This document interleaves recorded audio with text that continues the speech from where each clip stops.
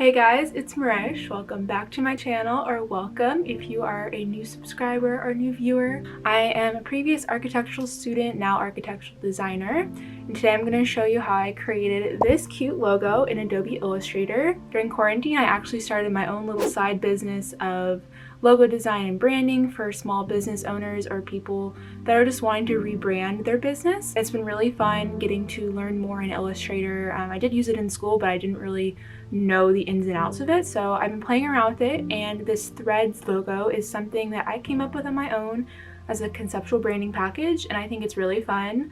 It definitely fits the California beachy vibe, and so I think it's a really fun logo. I'm going to show you how I did it today, really quick and simple. Also going to throw it out there that I did create my own website, so I'm going to throw that down below, and you can check out some of my architectural work and my branding work I've done, as well as view my services in case you are interested in working with me to design a logo for your brand. So without further ado, let's get into the tutorial. Okay, so this is the logo I showed you in the beginning. So we've got the main title of the shop, Threads, and then sort of in the subheading, Beachwear plus Home is what the boutique offers as products or services, and then the location. And what I did with the T for Threads is I did alter the text, which I will show you how to do, and I did this cute little needle and thread to play off of the name of the boutique. So I'm just going to show you like the branding package I came up with first, just so you can get an idea of like what I do and sort of what the theme behind the brand is. So this is the theme or mood board, so very light, airy, beachy. This is the color palette I came up with. A really great source that I use for my color palettes is Adobe Color Wheel or Color Themes, which you can just do a quick Google search and you can do a ton of different things like choose complementary colors, analogous colors, or it will basically create a color scheme for you. So I do that a lot. I do like change it a little bit from what it gives me, but this is what I came up with. So blue tones, a little bit of oranges, and then some green and gray. And these are the logo variations I came up with playing with that color palette. And so for the second one here, I actually drew the background in Procreate and imported it to use as a background, so it's supposed to simulate a beach. And so I just played around with changing the color of the thread or the background. You can see how I did that here. These are the brand fonts that I will link down below that you can download if you want. And then this is the submark I came up with, which is really cute. And a submark is basically an abbreviated version of your main logo. So if you have like a product or a tag on a piece of clothing, like it's just easier to fit sort of the brand of the branding logo on what am I trying to say? The branding logo on the tag if it's like a smaller, more condensed version. And these are some mock-ups I did of the logo and the submark on some packaging and products. So I just wanted to give you a little overview of that first so you can see what we're working with, but I'm basically going to show you how to create this logo here. So I took it into a new file and I'm just going to put it off to the side so that I can keep a reference. So the first thing I'm going to work on is the T. So I'm going to just draw a text box, and I made the font pretty big so I can see it. And I'm using this font called Band Script, and I'm just going to do a capital T, and I'm actually going to make it like 200 point. So we have the T here. And one thing I'm going to do is I'm going to click on the T, I'm going to go to Object, Path, and Outline Stroke. Object. Let's see. Sorry, I'm getting lost here. Expand. That's what you want to do. And then you'll click OK. So now your text is completely editable. So what I'm going to do is I'm going to go to the direct selection tool, which is shortcut A, and you can see how it converted the text into points. So one thing I did at the bottom here is I did like a sharp angle on the bottom of the T. So I'm going to take this point and I'm going to hold down Shift, or not. I'm just going to drag it up. So I'll do it. This looks about good. There's really no specific angle I used. I just wanted to make it like that. And then I didn't like how thick that this bottom of the T was, so I'm going to double click on the point to make that point directly editable, and the top one, and I'm going to just make it a little thinner and then center it on the top. So I'm gonna ungroup this because you can see how it kept dragging everything. So I'm actually going to click on this point and delete the top part of the T because I'm not going to be using it. As you can see, I made it the needle. So I'm actually going to drag this closer just so I can see it better. Yeah, so I need to make this a little thinner. You can actually click on both these points, hold down Shift to select both of them, and move them. It will move both of them at the same time. Okay. Did this a while ago, so it's kind of hard to make it exactly the same, but I'm gonna try. Okay, that looks good, and then I'm going to shorten this a bit. And once again, like to move both these points at the same time, I selected both of them while holding Shift, and then I'm just dragging them down. Okay, so now for the needle, I'm going to use the pen tool. And I'm going to start with just the outline. So you can see on the left side here, this is the fill color. And then if you click this swap fill and stroke, it will change to stroke color. And I'm going to change the stroke weight. Let's try 1/4 of a point. So I'm just going to try and replicate this over here really quick. So I'm going to draw the point, and I have my snap on. So, and then let's see, let's just start like this, and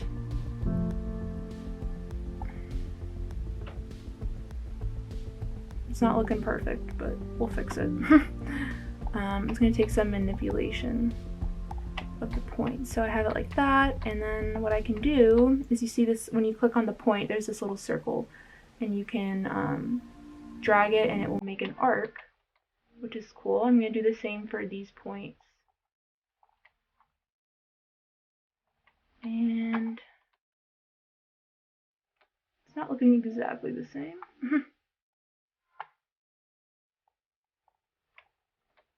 Okay, and I'm just going to take an ellipse and do the ellipse. Place it. Move it. Let me turn my snap off so I can move it freely. There we go. And then I'm going to draw this sort of triangular shape.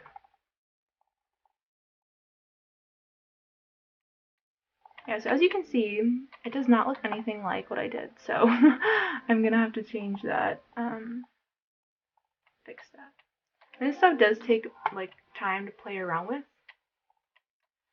but this is basically how I've done it, and so like it's not gonna look perfect each time or look the same. So I'm gonna I selected the outline of the needle, sorry.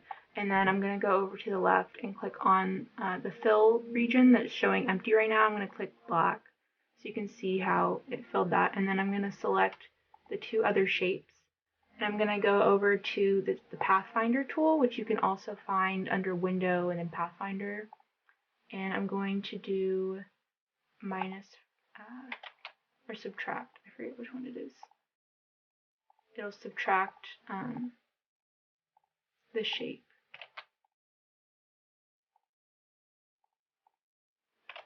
Actually, let's just make it white fill and move it to the front. That's probably not the way to do it, but there we go. It's easy enough. Okay, so it looks pretty similar. I probably need to make it a little longer, and I do need to let's make this point a little shorter, and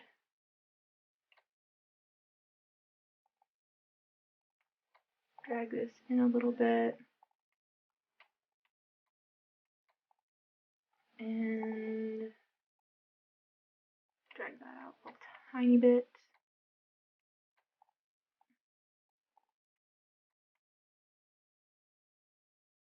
Just trying to get it as close as possible. Sorry if this tutorial is like kind of all over the place. I haven't done too many tutorials, so I'm just trying to figure it out. There we go. That looks pretty good to me. Okay, so actually, let me bring out these points a little.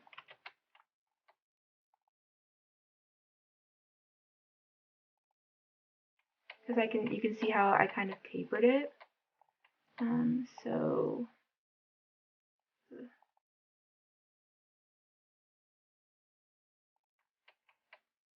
okay, that's pretty close. So now I'm going to take that, I'm going to group it just so it's easier to move around, and I'm going to move it on top of the T.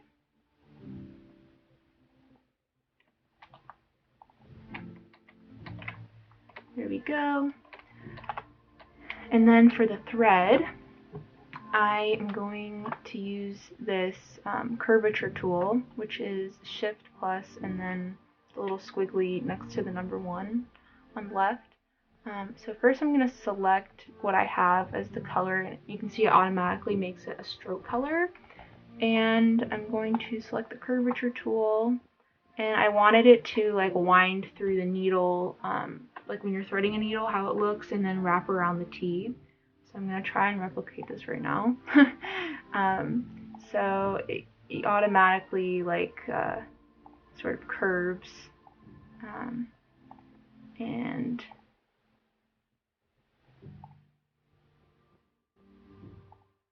so we'll start with that, and then you can manipulate the points and then curve them with these tools.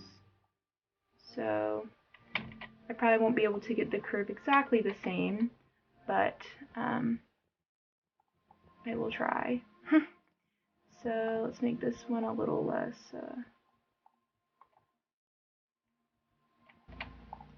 It doesn't look as pretty as the first time, but that's okay.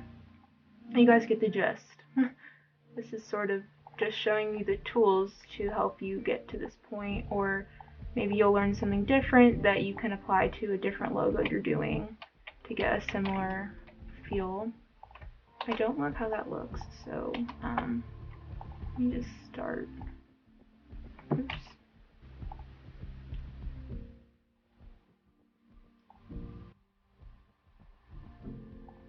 There we go. It's a little better.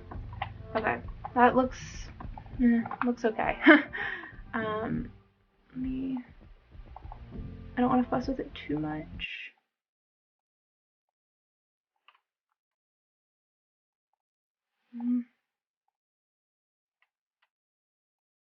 Oops, whoa.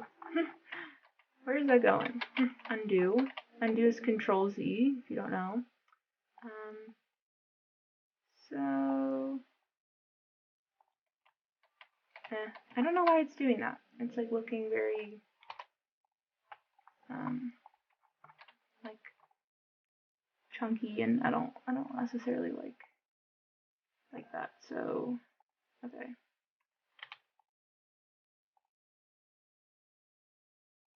There we go. Okay, that looks a little more smooth. So, not exactly the same as the first one, but it's close enough. It's the same like method. So you can see how in this one I edited the line so that it would go through the needle and then behind the T and in front of the T. So I'm going to need to edit this part of the line. So what you can do is, if you go, I always forget, if you go to the eraser tool, under it is the scissors tool, which is also shortcut C, and you can cut the line. So you'll intersect, and I'll intersect, and then I can do direct selection tool, and I can select that part of the line and delete it, and then I'll probably have to arrange, send it back so that that line is hidden behind the needle. And I'm going to do the same thing again for this part of the line. So cut, direct selection tool, select that part of the line, delete, and then I'll move, let's see, arrange. You just right click on the line, arrange, send to back. Oops. Arrange, No. Well, that's because there's a fill color on that. So if I shorten this up,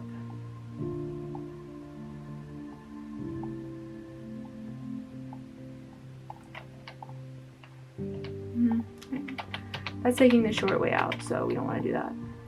Let me try and figure this out. Oh, right, you have to select all of them. There you go. Okay, so I selected the needle and then the two shapes, and then I selected minus front, and then it basically subtracted those two shapes from the needle. So now I can do arrange, send to back, and now it's properly behind the needle. Okay. So for a minute, let me just move this down because I'm gonna have to cut this part out of the line. So I'll select it, go to the scissors again, and cut that portion of the line, and delete it. And I will do arrange, send it back. And let me fix that one again. There we go. And the tricky part with this one is that I can't send it to back because I want this part to be in front. So I might have to segment this line. Let me just like cut it right there and select this part, arrange, send it back, so that this one part is only behind. And one thing I also did, I guess it's already defaulted, but you can see how the stroke has a rounded tip. So the way you do that is you'll go over to the stroke options, and here you can change the weight, and then you can do a cap. So you can see how if it's a square cap, it will do it like that, or a rounded. So I like the look of rounded edges, and I feel like it kind of goes with everything else. So that's basically the T part, which is the hardest. So I'm going to group that. And then the next part is to do the text. So I'm going to make a text box, and the text, let me change the weight first, make it 48. The text is called Kodiak. So Kodiak, I used regular, and I'm going to type in caps threads. And again, let me just eyedrop that orange color from the color palette. And one thing that makes a logo look really sophisticated is if you change the spacing on the letters, the tracking it's called. So if I went from, if it was at 0, you know, it's very compressed and just kind of basic and not really original looking. So just by adding, I did a really intense tracking on this. So I did it like typed in my own 500, and it just makes the font breathe a little bit, and it looks way more elegant, I feel like, as a logo. So I will select the T and the text, and under properties it has this align option. So I'm going to do horizontal align center, make sure it's aligned to selection, and it will align to each other. Let me get this T out of the way. So the text is in the middle of the T. So now I'm going to do the beachwear plus home. So I'm going to make another text box. You can press T as a shortcut for text box. And I'm going to use the font Audrey. So I'm going to type in Audrey normal. So I'm going to do, what size did I use? 18 size. So in caps again, beachwear, now plus, space, home. And I think the tracking is the same, 500. Or actually made it a little smaller, so 200 for the tracking. And I will select this text and this text, and I will align them to each other. Actually, move it up. I'll align everything to each other. Maybe move this down a tad, and then tighten this up so I don't accidentally click on it. And then, actually, I'll put it in the same text box, the next part. So the location, Manhattan, I'll do 2 spaces, Manhattan Beach Beach, California, and I'll make that, let's see, size 10 font. And tighten this up. Actually, I'm gonna make it a little bigger because I did notice it was a little hard to read, so we'll make it like 14. And everything is aligned to each other and it's all centered. And that is how you create that little logo in just a few minutes. It's pretty easy. Like I said, I will link down below the text I use, and if you have an Adobe subscription, you can use a website called Behance. I think you can use it just whoever you are. I don't think you have to have an Adobe subscription, and they have a really great database of free text and fonts, and they're all really unique and amazing. And once again, like if you want to check out my website to see like the full branding package for this logo and other ones I've done, please do that. I worked really hard on my website. And it'd be great if you like supported me on that.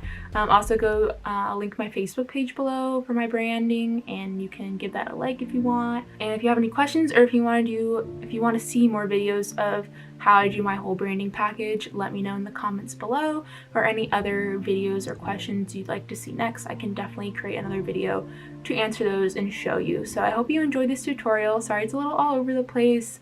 I was just thinking through it a little bit, but I hope you enjoyed it and I hope you learned something today, and I will see you guys in my next video. Bye!